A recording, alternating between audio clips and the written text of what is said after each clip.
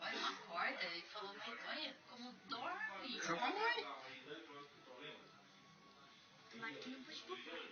O que eu queria?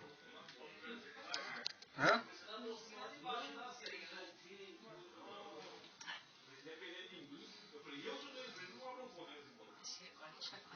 Eu achei melhor ele ser dorminhoco, né?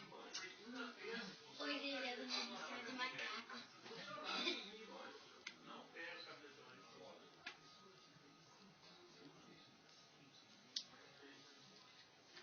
Ok, eu vou fazer o desenho sozinho. Olha lá, agora acordou. A mãozinha. Quer ver esticar a perninha? Olha lá. Olha lá. Olha o pezão. Olha o bracinho. Gordinho.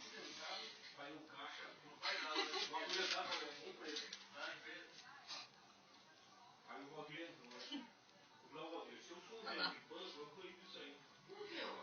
Nossa. Espreguiça. Olha lá, estica a perna. Olha lá, o braço. Victor. Que briga.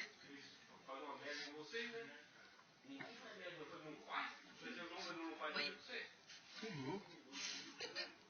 Vira de ponta cabeça, ele falou que é normal.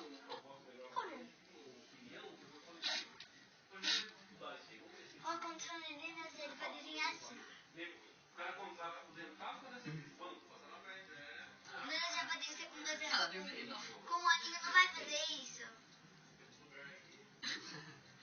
Dormiu de novo. O neném vai fazer assim, ó. Tá lindo, né, Tata?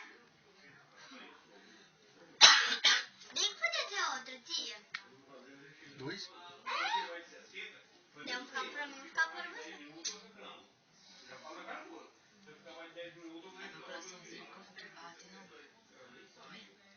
O neném já vai desenhar assim, ó. Agora chacoalhou, não vai mais. Não, agora